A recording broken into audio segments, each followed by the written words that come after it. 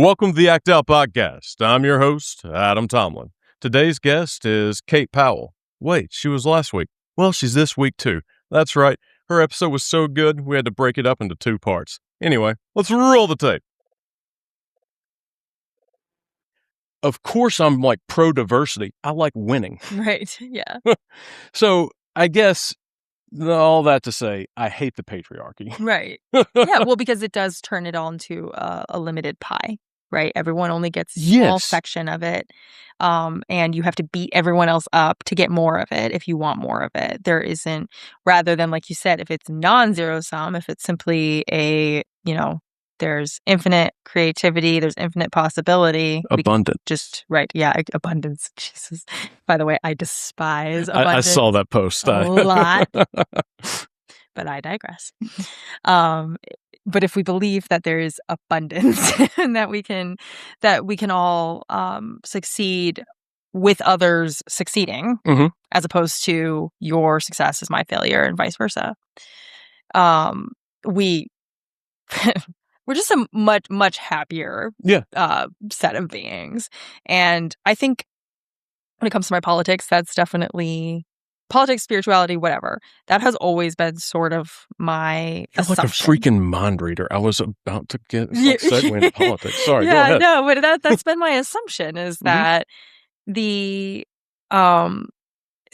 conservative view, whether you're talking about conservatively religious or conservatively political, is that there's scarcity and we must fight to the death for it. And the more, whatever you want to call it, liberal, leftist, whatever views are, there is plenty, not infinite in the case of some reason. What's interesting about the conservative view is that there's also like infinite resources. You should just drill, baby, drill. Who cares? Yes. Whatever. It goes back to that, like, this life being dirty rags. Right. Yes. Exactly. Like, just use the earth for whatever it is and peace out when we're dead. And but yeah, no, I mean, like, when you, again, thinking back to like my earliest conceptions of like what a good spiritual practice is, it lines up very well with the liberal mindset, because the liberal mindset is like, yeah, there are limits. There are some limits as far as like the amount of oxygen in the air and like stuff like that. But there is no limit to creativity. There is no limit to thoughts and ideas. We can just, embrace those and continue to pursue ever more of that. There's literally no reason why we should sit here and think that because a woman, has a podcast or has a platform or whatever, that somehow demeans the men around her. It's weird. That just sounds like a bunch of insecure dudes. Yes, yeah, that's definitely a thing. But when we're talking about religion, there's a lot of that, unfortunately. Definitely not in podcasting, though. So no, yeah, there's no insecure people, no insecure men in podcasting at all. Wouldn't know anything about that. Did you know that God was a Republican? Oh, yeah. I mean, obviously, like I think everyone's pretty clear that God was a Republican. Straight up, though, like, I'm not, like, growing up, unironically, right, I felt like God was definitely a Republican. And that was like, there was no distinction between religion and politics for me growing up. Like, I thought that like God's law should be, be America's law. Right. Did you like you kind of were you kind of on the outskirts of Christian nationalism? Yeah, I wouldn't say that I was in Christian nationalism. Yeah. Like when I'm listening to stories from like Monty Mater or April LaJoy or whatnot. God, I love them. I love them too a lot. Eve Was Framed is really good too. Yeah. And I love you both. I hope one day we can be friends. But they what they describe was not my experience, but definitely adjacent to, like, a gateway drug to. Yeah. Could have easily gone that way, so very grateful to not have gone that way. What do you think stopped it? I have a theory. Yeah, that's an interesting question. I think part of, with me personally, okay, I think part of it is personality. I have always been hyper independent with like a healthy dose of skepticism and kind of a very like, that's wrong. Yeah, wrong as in like, if you're gonna like murder a puppy in front of me, I didn't need to know that was wrong. I would like beat you up. And I was like that, without getting into all my childhood traumas. I was like that from like birth. Who beat up a puppy in front of you? Nobody beat up a puppy in front of me. Someone did. Yeah, I did though. Like at like a very young age, experience some domestic violence and whatnot, and I responded with like defending the person as like a 2-year-old. Oh wow! So like I think there's just I think for me specifically, there's just a personality issue of like you can sit there and tell me that all the day long, but there's like this thing right here that's going to make me go like, no. I was definitely, again, a conservative leaning independent, in a Republican household. So your family was Republican as well. Okay. And yeah, definitely conservative leaning. But was Illinois, like the area of Illinois you were in, was it conservative leaning? Oh, the central part, yeah. Yeah, okay, central part, yes, okay. And then Chicago, not at all. But yeah, in central Illinois, Arkansas, and then even like, here in Hampton Roads, we've got a real split here. So you can find your people on either side of the political spectrum. That was really surprising to me. So whenever we were doing research, I'm sorry, I didn't mean to go off on a tangent. No, but when we were doing like research of where to move, I was looking for a progressive area further north. It couldn't be so far up north to where my accent stuck out too much. So Norfolk is like right there on the line, it's a perfect sweet spot, truly. And it was like, for like Norfolk, I look at the presidential election stuff. I'm like, okay, yeah, I can definitely live there. We're very proud of our voting margins here in Norfolk. They're real good. Yeah. You and I think I actually had a thing on Threads like, well, my precinct went like 76%.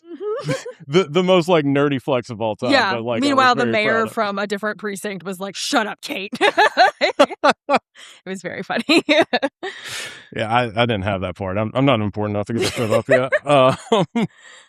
But yeah, so like I was so excited, and then there was like, like went to Pungo for the first time, and like a lot of like Chesapeake and Virginia Beach. I was like, oh, never mind. Okay, I am right back at home. It's so surprising. Yeah. Sorry, I didn't mean to cut you off. No, not at all.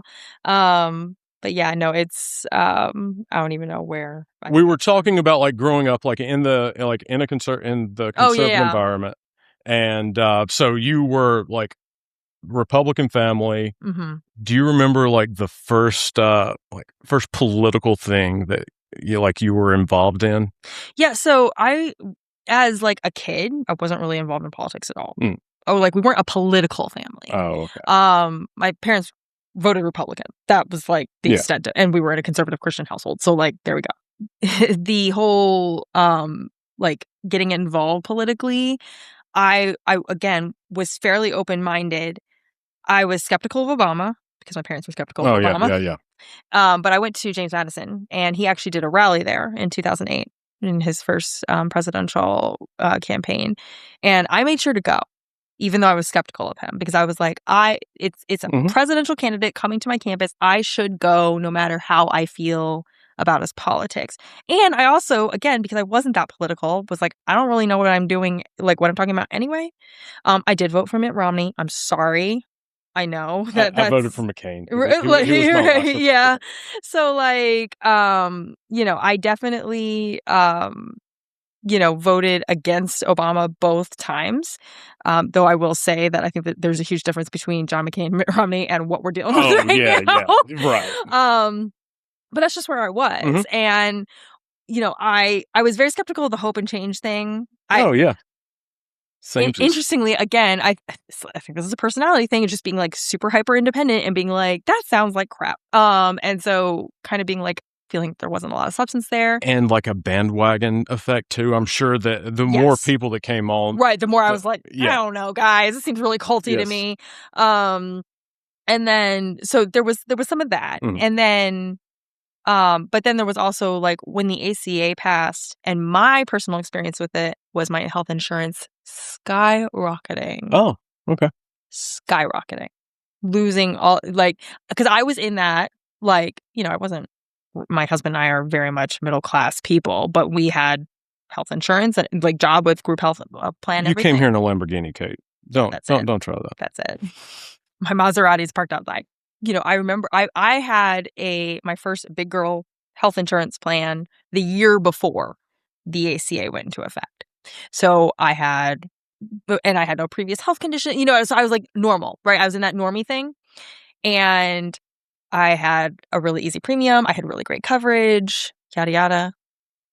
The minute that law went into effect, if you were in that bucket of people, premiums skyrocketed. Yes, more people got insured, but that's when the health insurance companies were like, well, if we have to cover all this, we gouge, because there were no price controls and there was no public option. Skyrocketing things. So I saw the night and day difference, and I held a grudge against that man forever about that until recently. I'm over it now, but like I truly was like, I can't believe you did this to me. It was a very personal, very visceral reaction. It was not data driven, and so I have a strange empathy for people in the last election, the 2024 presidential election. I have a very strange empathy for people who were so desperate to get out from under inflation and everything else that they saw as Biden's fault, though it wasn't really Biden's fault. And I understand the reaction to it. I don't understand the reaction towards a known quantity like Trump, right? There's a difference between reacting with someone who has never been president before and we haven't seen how awful and terrible and cruel he was before, versus having a reaction towards a very known, like, dangerous person. That's the part that I really, like, I kind of draw the line of, like, sensibleness. Most people are not politically engaged to the point where they really understand that. That's hard for me to conceptualize. It is hard. It's hard to be like, how do you not see it? But think about it. If you're working 2 jobs to make ends meet, inflation's killing you, yada, yada, when do you have time to do that? Like, me being able to speak to the level that I do in my content about political matters or whatever is like a second full-time job. And I have a different full-time job, by the way. That's not my, like, this whole thing that I do is for fun. It doesn't pay anything, really. Like, yes, I have some monetization on TikTok, but, like, you know, it's really, and every once in a while I do a partnership or something, but it's just not, it's not a... Speaking of, if you need any kind of news service, please go to Ground News and use the code Kate. Is that it? Oh, yeah. I don't know if it's still going on, but if it is. Yeah, if it is, you can go to groundnews.com/Kate. I don't know if that's still open or not. But yeah, thanks. I'm constantly having to remind myself that like, first of all, I remember being that person who didn't know anything other than what I was experiencing from the political decisions that were being made. And really, looking back, most political experts will tell you that the ACA's lack of a public option, the lack of price controls on health insurance companies was a mistake. Oh, yeah. Because it did lead to this backlash that led to Trump 2016. I did not vote for Trump in 2016, to be clear. But, like... It was a mistake that, like, had to happen, though. Like, I don't think the ACA could have passed without... Oh, no, it wasn't going to pass otherwise. Like, I mean, again, when I was able to come out of, like, what my personal experience was and see the bigger picture and, like, you know, Christian cinema, like, you know, like, the things that were in play at that time, it's like, well, it was the best we could do. And even that, I'm sorry, I didn't mean to cut you off, but I just remembered this. Like, even with that, like, watered down ACA that she's talking about, freaking Massachusetts elected Scott Brown specifically because of this. Right. So, like, this, like, the political reality there was such where Obama was obsessed with bipartisanship. Oh, God, man, bless his heart. Like, I remember whenever he was inaugurated, Johnny Reb messed up the oath of office, and Obama had to do it again.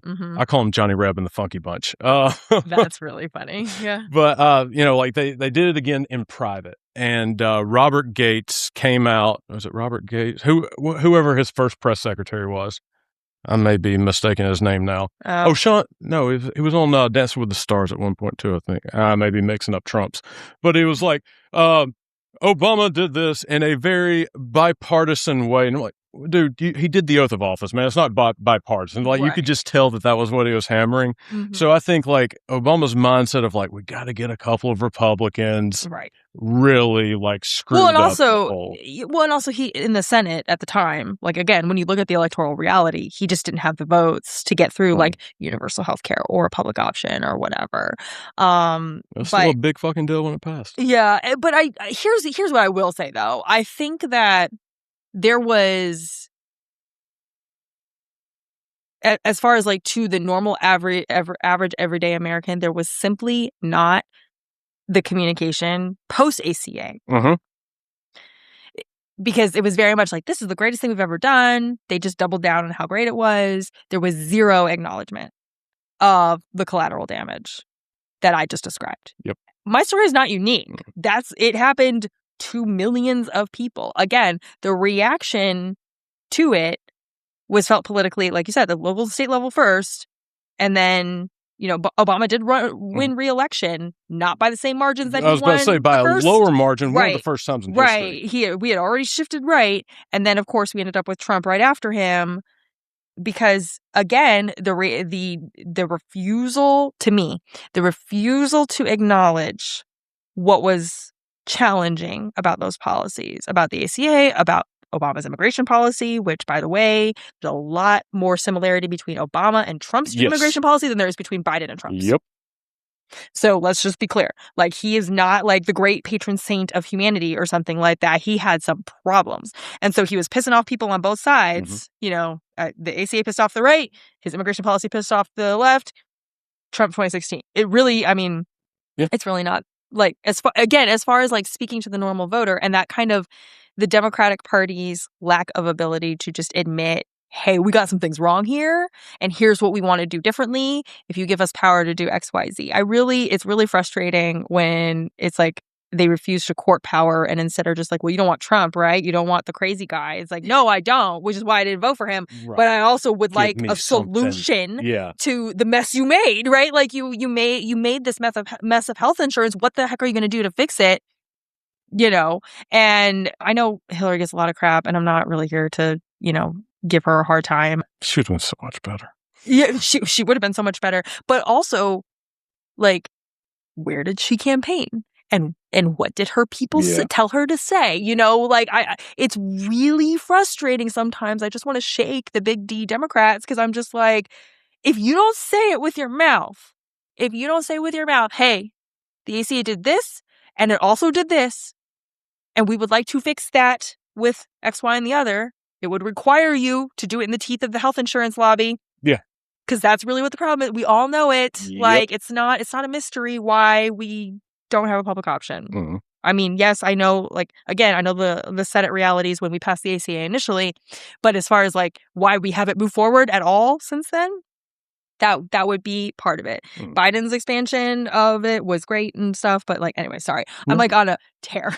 Anyway, we were talking about where, like, we were talking about, like, your political beliefs, and so it was the ACA and how you felt that on a very visceral level. Right. The ADHD actually helped me out, and I could remember this time. Right. But, like, what eventually happened was, obviously Trump won. I was like, well, no. Yeah. If being conservative means this, we're done. We're breaking up forever, never ever getting back together. And then, like, ever? And not ever. So I, like, voted for Biden, was like, let's go. And I was very frustrated with, like, not getting student loan forgiveness. Of course, that was the Supreme Court. Johnny. Though I know, seriously. John Roberts. If your ideological soulmate is Roger Taney, we got a problem. He's got a lot. There's a lot of problems with that court. Don't get me started about the Supreme Court. But I also am like, Biden, you should have just done the Jackson, like, let him enforce it. Yeah. As I go do exactly what I said I was going to do, and the people elected me to do. Mm-hmm. Anyway, but the re-election of Trump is what really pushed me into, like, I got to be full-throated, liberal left, whatever now, because we have gone so far that way. I like, this is, and it's also just like, it just, the more I actually studied it, looked at the data and the economics of it and whatever, I was like, this is the way. The evidence is that way. The same way that I had to, we didn't really talk about how I deconstructed from Christianity and whatnot, but like the same way I just deconstructed from Christianity is how I deconstructed from really any hint of conservatism. Yeah. It's just like that. It just doesn't make sense anymore. It's leading to this cruel policies all around.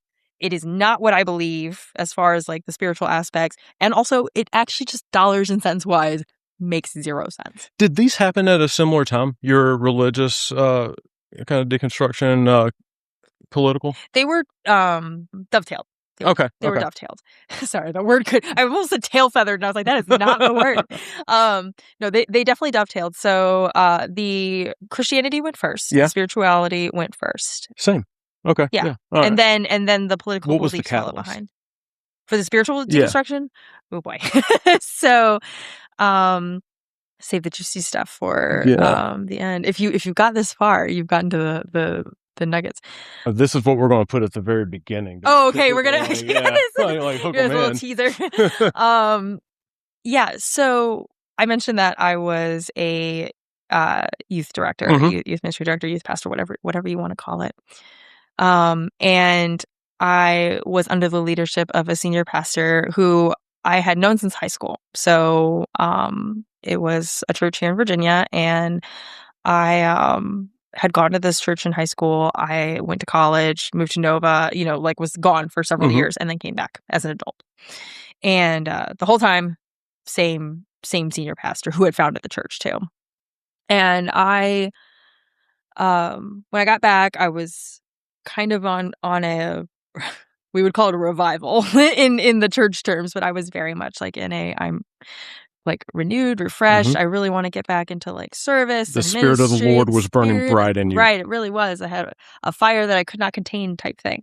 At the same time, there was like a schism going on in this church between my old youth pastor and the senior pastor. It's like very messy and everything. And my old youth pastor left, and there was a void in that ministry. And I told the senior pastor, like, I will step into that void because this means a lot to me. I was in this youth ministry. I believe in it. I was a youth leader in that ministry. Like, I want to ensure that there's a safe, edifying place for the students.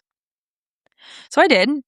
And there were, speaking of patriarchy, speaking of difficulties with that, it was like a couple years of me doing the job, but not having a title. I didn't get paid, which people will tell you I'm really bad at charging for like literally anything that I do. Well, then why did you charge for this appearance? Exactly. I'm really bad at it. He's joking. Yeah. Sorry. I literally almost charge for nothing ever. And so anyway, I'm doing this job. As I said, moonlighting because I worked a full-time day job. And this is going to sound like the story that's the tale's oldest time, so feel free to tune out at any point. But my relationship with the senior pastor, to me, had always been very fatherly, very mentor-mentee type thing. Looking back, I can see that there were years of grooming, progressively abusive behavior. And it wasn't just like, honestly, at the beginning, it wasn't like a sexual thing. It was more about like power and control and like emotional, like, like, let me make sure I kind of have you in a place where you're, seeking reassurance from me a lot and all that kind of thing. But it did move into like a physical sexual situation, and it was like small things. It's always small. It's always stuff that you're like, I'm imagining this, right? Like I remember one time him walking behind me, and like we were walking through the sanctuary, we just had a meeting or something, he was right behind me, and then all of a sudden I felt like this like twisting through my hair, like he was playing with my hair. but like it happened for a second and then it was done, and you're just kind of thinking like, did I imagine that? Was it a fly in my head? You know what I mean? But like I knew I had to just be like, Yeah. Anyway, there's like, like I said, this was a years long situation. 2.5 years probably is what I can count, of like just progressively moving me through the stages of grooming and abuse. It basically culminated in an encounter where the proposition was clearly sexual. Like it was Was it a quid pro quo kind of in nature so type not deal? what's interesting about it is like not I don't think completely outright. So like there was definitely some in the process of this whole thing. Yeah. There was definitely a little bit of like that would every once in a while be brought up, and certainly the proximity that I had to him in the position and the fact that I was a volunteer, The I was a power dynamics woman, here he's are in just charge of me, yada yada, like fed into this dynamic on the other side. There was never like if you want this, you'll do this. What there was for me though was, I was friends with his wife. Said earlier the church was my entire social like world, my entire social support. And so the consequences of not being on good terms with this man, and certainly the consequences of outing what was happening, were high, not just for me, but for like literally everyone. Yeah. My husband, his wife, all of the other people in this church. And it wasn't a huge church, it was like 100 people, but like still, it's like, this was my world. And I love these people. Not to mention the students, like it's like, like they see it anyway. But there was an encounter where it was like there was a clear proposition. I said no. It was not received well. Fortunately, it was not received violently either. I'd like just to be clear, that's not Yeah. what happened, but it was not received well. And I realized that I was kind of at that. I was at that point where it was either going to be like I fall off a cliff or I put a stop to it now. Like I'm kind of at that critical point. And if we go back to like a personality, I was very much like, I cannot allow this to happen. However, I also as part of the whole like grooming thing, and also just the way like I really do try to believe the best in people, really to a fault. I've gotten better about that since this whole experience, but I still have that tendency. Yeah. And I really thought that if I outed it and brought it into the light, that there was like a way to do it where we could all just figure it out and it would be okay. I remember begging him several times over the course of like a year and a half of these, like, he would do something, he would say, I'm so sorry, blah, blah, blah. And I would be like, if we just tell your wife and my husband and get this all straightened out, like, it will be fine. Like, we can fix this. And of course he was like, no, like, I won't do it again. And of course he would do it again a couple months later, like, or something like that. But this final encounter, I was like, I have to do something. I have to get this out. So I told my husband. And that went about as well as you'd expect. It all blew up so badly. Yeah. And I can imagine if I'm your husband, I am super pissed that he is coming on to you. Mm-hmm. Yeah, he's super pissed, but also I'm still framing this as I'm having an emotional affair with my pastor. So I was very much coming to him. And that's how you like truly believed at the time. And also like when we're talking about like purity culture and how men and women relate to each other in the church, that's what it's called. Like that's what you would say. I have caused him to sin. Correct. And I would say all the time, am I doing something? Like, am I like putting out some sort of no, it's not you. It's not you. But of course, once I said something to my husband and then once it started coming out and whatever, it was suddenly like, she's really damaged from previous childhood experiences.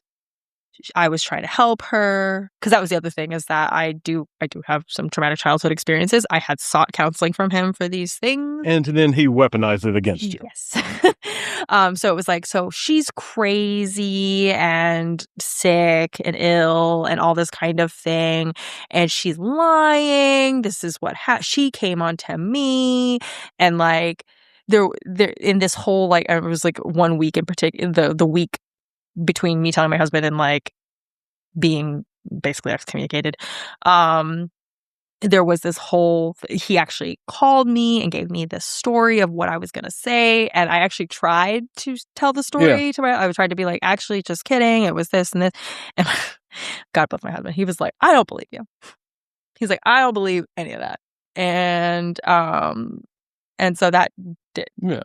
And so after, like, because what I had initially told him was like just enough to like raise the alarm bells, but not the full story. It wasn't the full thing. And so then I tried to give him the story that this man was feeding to me. And then he was like, that sounds like nonsense. So then I went back to my husband and was like, let me try to tell you everything. And I ended up writing everything down. I made a timeline. Like, I literally went back to my type A training, made like a dated timeline, everything I could remember from the last couple of years. I let him read it. We brought it to the elders of the church. And basically, long story short, I was told to leave post haste. My students were told without me that I had had an emotional affair with the senior pastor. That was basically what was explained to them. Without me there, I wasn't allowed to talk to them. I wasn't allowed to contact them. And then he was able to go up on stage. I feel like pissed off. Frustrated. I can feel like I've done a lot sorry, of work to be able to tell this story without like crying and stuff. It just knows my jaw clenching, like my chest is getting to like I'm sorry, please go ahead. Okay. But I'm just and then he was actually allowed to go up on stage. And explain that he'd had something like, I wasn't there, but and they had turned off the recording. We usually record services and whatever, they'd turned all that off, so there's no evidence. It's just whatever people told me. But what I understood is that he got up on stage and was like, I shared this moment with a congregant, and it was, we both lied about it, and I'm going to take some time to reflect. And so he was like on leave, right, to go to therapy or whatever. Probably paid leave. Mm-hmm. Yeah, I think so. Or it was, who knows? I forget exactly what they said, but he was put on leave and was going to go to therapy and fix it and whatever. And the way that part of the story kind of ended was they were kind of trying to let him come back. So after a couple of weeks, there was really only one or two people left at the church who would talk to me. Yeah. But they were like, Kate, he's been coming to services, but staying in like what we call the family room. A lot of churches have this where it's like, you go with your crying child or whatever. So he would come in after the service had started, be in there to like watch the service, and then would leave before it was over so that people wouldn't see him or whatever, but he was there. And it was clear that there was like sort of this like very much like how people do it, is like testing the waters and like, can we just bring this back in? And I heard that this had gone on for about 3 weeks or so. And again, this is like a month or so after everything had come out and I'd been told to like leave and never come back and like all this kind of thing. And by the way, they told me to leave and never come back without talking to me. The elder board, who's supposed to be in charge of all this, they had talked to him, but they never asked to sit down and listen to me. But I'd shared my timeline with one of the other people at that church, and he went to the board and was like, you have made a mistake. There's something wrong here, and you need to talk to her. So I shared it with them. They were very sad, very heartbroken, didn't know what to do or whatever. So that's where that was. And then this whole like he was coming to the services in secret sort of thing started happening a couple weeks later. So when I heard about that, there was just 1 week where I was like, you know what? F this. And I texted, again, the one person who was talking to me and was like, is he there? Like, it was a Sunday. And I was like, is he there? And she was like, yes. So I got in my car and I drove there. And I walked in, or I'm sorry, no, he wasn't there. I texted her and was like, are you there? And was he there last week? Yes. So I got my car, drove there, walked in, sat in the exact same room. He never showed up. I am sure someone told, because they saw him, like, Right. the head usher saw me. He actually tried to get me to leave.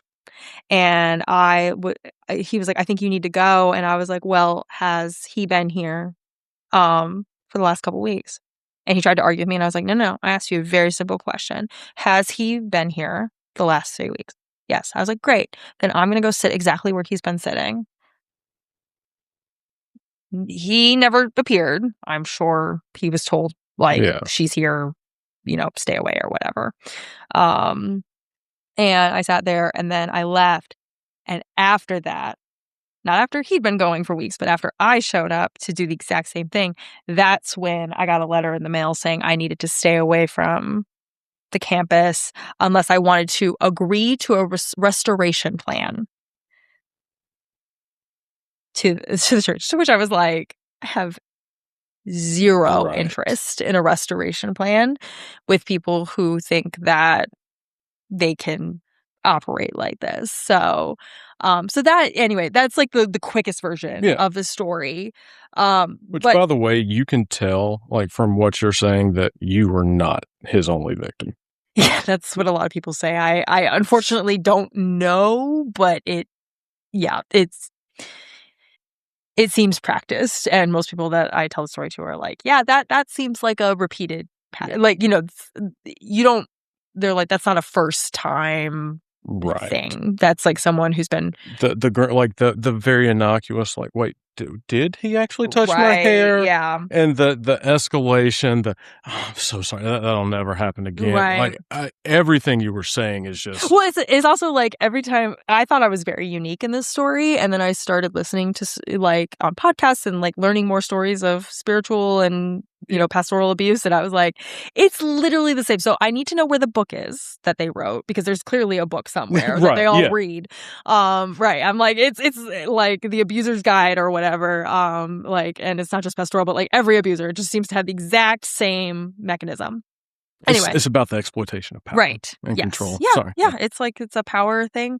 But anyway, so that's like the gross story. But that was, I remember at one point, to bring it kind of back around to like the actual deconstruction thing, because that was the catalyst. Right. But like, I remember at one point during that, like, I call it the week of hell, when everything was coming out and it was a mess and, whatever. I prayed and I said, like, get me out of this. Get me out of this. And I didn't even know what this was. I just, like, whatever this is, like, just get me out. And I remember one of my first sessions with my psychologist, he used the term PTSD, and I was like, I don't have that. And he was like, okay. Turns out, off the charts, PTSD by, like, literally every measure. You put a lowercase c in there, that's this guy. Oh, yeah. No, well, same. Like, you know what I mean? Because, like, it was, like, between, like, childhood and then the length of time for this, it was like, there's also, like, a little C right there, but we're just gonna leave that alone. Anyway, so, but in one of my therapy assignments, I actually wrote, like, I prayed that God would get me out of that somehow. And even though I never would have chosen the way that I was, you know what I mean? Like, the exit, this ended up being on the other side of it, of course, not in the middle of it. I don't wish this on anybody, and I wish nobody ever had to go through such a thing ever again. But I will say that it ended up being like this, I call it sometimes a gift, I sometimes call it a weapon, like my weapon, like something like that, where it's like, I have this thing now and I had to pay for it with a lot of pain, and it is so useful to me all of the time. It was useful in how I deconstructed and am now reconstructing my spiritual beliefs. It was so useful in being able to identify Trump for exactly what he was. Yeah. This was all happening in the middle of Trump 1. And I bet that was just so triggering. It was the middle of Trump 1. It was Me Too. It was literally all at the exact same time. And It was when the SBC was going through their abuse allegations, like literally the exact same time as when this whole traumatic experience was occurring for me. But like when Trump got reelected, this thing right here that I now have as a result of all of that and the years of healing that had to happen, which was a long process that we don't have time to get into. But like I have this thing now. And, I wish we did. You're going to have to come back. Okay, cool. The exit gift that I have from this, when Trump got reelected in 2024, I was like, I am ready. I know exactly what to do here. I know exactly who you are and what you are and what this game is. And I know, I know who I will be and how I will position myself. And I don't care how much it costs. And I don't care if it hurts me. Like, you can't hurt me. Yeah. You know what I mean? And like, he can. Technically, he's the president. And just, you know what I mean? Like, I can absolutely be hurt. I can absolutely lose things. But like, the whole, like, I've already been through that. The hellishness we talked about earlier, like, I'm like, I already did that. Yeah. So I know what it is. I survived it once. I can absolutely survive it again. And this time I will not bend. I will not compromise. I will not try to work with you. I will not try to do whatever. I will actually just be like, this is correct. And I will stand here and be on the side of the people who need me the most. And you can go to hell as far as I'm concerned. You being the Trump and everything around him. But it saddens me on one level that like so many women were able to pick Trump from the very beginning and spot him out and be like, no. Not a thing.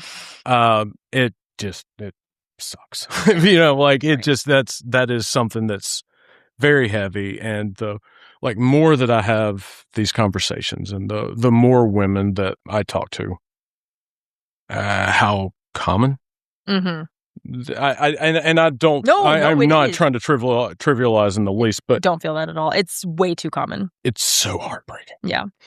But I do want to touch on kind of that hopeful part that you put in, and it's something that has taken me a very long time, but like I've like finally have started to be able to get there too. But saying like, you know what, there was such a shitty part, but what I learned in that, like the skills that I have gotten, right, have made me fucking bulletproof. Yeah.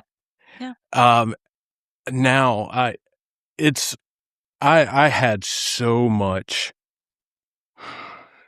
resentment, certainly, and then disdain for religion and for my experience for a very long time.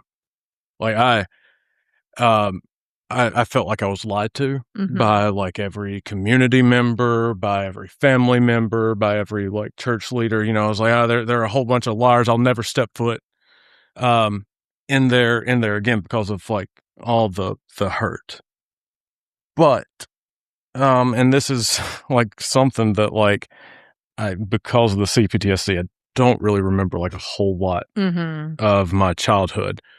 I do remember being in church and like the pastor talking about like, you know, like like, are you going to heaven or hell? And being like so scared that I would like basically dissociate. Right. Yeah. And I would watch how the pastor was talking. So I wouldn't pay attention to what he said, but how he said it. Because like I realized that he was controlling our emotion, how he was speaking. And that fascinated me. You know, I was like, how is he doing that? Yeah. So I would go home, stand in front of a mirror, and I would like just in hindsight practice like public speaking just for hours. Like how I like my facial expression, my tone, and I like doing all of this stuff. Real Southern Baptist. Oh yeah. But now whenever I like go up to give a speech, it is literally muscle memory. Right. Which is good because I get nervous every time. It's terrifying. But it is second nature. And like, whenever you hear me give a speech, you're going to be like, oh, that's Pastor Adam. You know, like I sound like a pastor combined with Ronald Reagan and Barack Obama. Like, those are like, those are like my three, like Reagan was a good orator. We do have to give that to him. It's allowed. We can hate everything else. His quips. Like, I had just watched, the clip where the guy from the Baltimore Sun asked him in the second presidential debate, like, you're already the oldest candidate, and people said that you were really tired during the last talk. Are you worried about age? And he said, "No, Mr. Truitt, not at all. And also, I want you to know that I will not make age an issue of this campaign. I will not exploit for political purposes my opponent's youth and inexperience." Oh my god! Talking about Walter Mondale, right? Like, yeah, just which is just like, yeah, it was terrible. But yeah, like, you gotta hand it to him. He knew exactly how he knew how to cross swords verbally. The hopeful. Sorry, no. He was the first Teflon man, though. Come to think of it, like, where he could not nearly as well as Donald Trump, but like, he could say things and then completely get away with it. That say like, all kinds of understand how it happened. On the hopeful note, I do think that for women in particular, and especially women of color, Black women, specifically, I'm seeing a lot of hopefulness in this moment of, like, it's such a reckoning. It's so blatant. I talked earlier about how the lack of engagement with, like, kind of the everyday normal person who doesn't make politics their thing. We're unfortunately going through a very traumatic, abusive experience similar to what I just described that happened to me personally, but, like, as a nation. Yeah. Like, which, again, I think was part of why I was like, I know exactly what to do here in 2024, is because I was like, you are him. You're the same person. And same tactic, same everything. And in my psychotherapy, I hit upon using Marvel references a lot, specifically Iron Man. And my tattoo is actually an homage to Iron Man. Those who know will know. You'll see the arc reactor here.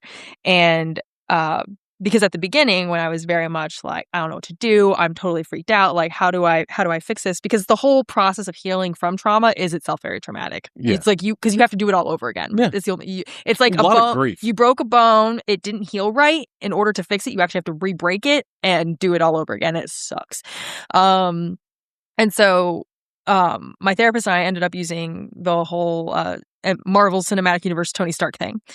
Tony's in the cave. He has to cobble together to survive Mark 1, right? The arc reactor, Mark 1, and just get out of there, right? And that's like the initial traumatic event. You did what you could to survive. It wasn't perfect. It didn't look good. It wasn't fancy, but it was what it was, or you were dead. Right. Yeah. Now you have this thing inside of you and whatever. And then in the second movie, we see that the arc reactor's poisoning him. We see that the shrapnel is still in there, but if he doesn't let it poison him, the shrapnel will kill him. Right. So we have this, like, paradox.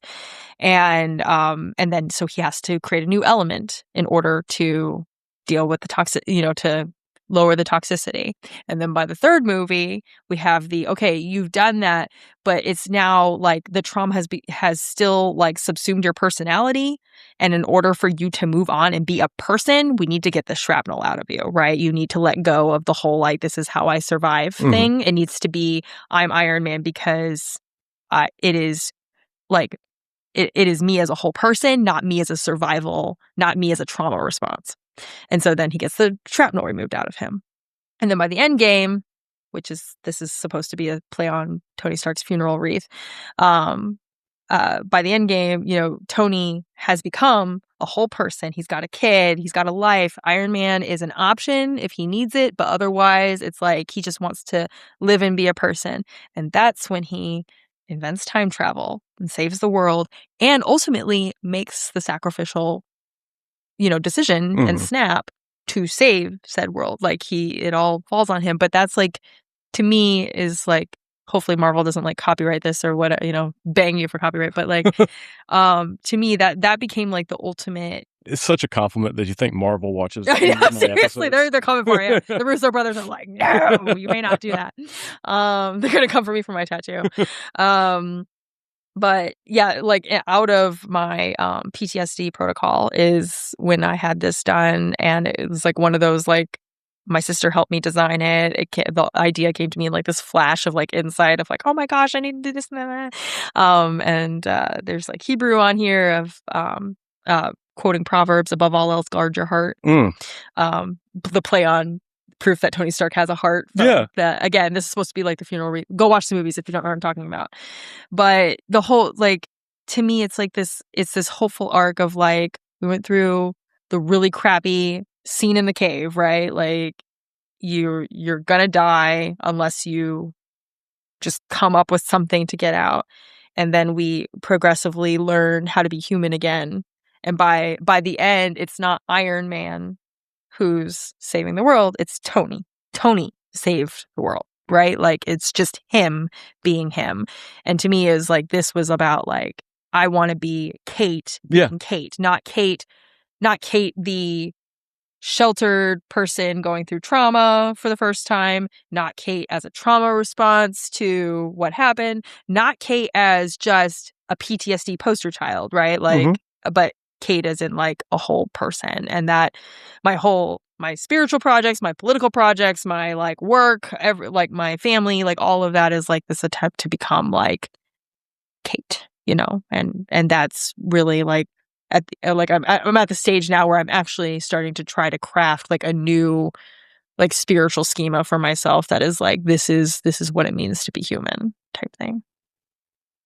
I love that there can be something that's so dark. Yeah.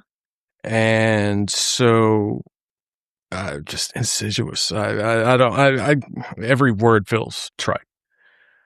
But to be able to create something not just like super meaningful. Yeah. But just it radiates like almost like a joy, like a joyful energy. Yeah. And it's beautiful. Like, you know, just like it to be able to like that whole messy thing to come together, and it creates a whole that is just like, well, changing the world. Yeah. Hopefully that is the idea. I think that can be everyone's superpower. I hope that people are looking at like the mess, because there's still mess in my life. Don't be confused. But can look at the things that are really hard, that those are the things that are like shrapnel in our bodies, right? Or the poison in our blood or whatever it is. And can figure out how to metabolize that, turn it, alchemize it into like exactly what you're talking about, joy and peace and strength. Like we need strength right now in a big way, right? We're not going to be able to push through what's going on in our country, what's going on in the church, big C, church everywhere type thing. We're not going to be able to push back against any of that unless we are like super, super strong. And strength, the only way to get stronger is to go through this thing. Like that's it. Like you have to be vulnerable, right? You have to be vulnerable, and you have to be willing to be broken. Like strength trainers will explain to you, like the muscle getting stronger is literally ripping itself apart and putting itself back together. That's the only way. Otherwise, it doesn't build anything. So anyway, I could go on. I could have a million metaphors for you, Kate. Like I literally could talk to you for hours. Yeah, I know. And we like, have. Yeah, I was we about have to say, done it. and yeah, we are on the 2 hour mark. Right, I do want to be respectful of your time. Oh no! Can you pretty please come back on though? Like this was so much fun. Absolutely, I had a freaking this blast. was really fun. Yeah, I walked in, full disclosure, really without a whole lot of expectations or outline, and so this ended up being like a really cool conversation. So thank you, Kate. Thank you for acting out with me. of course.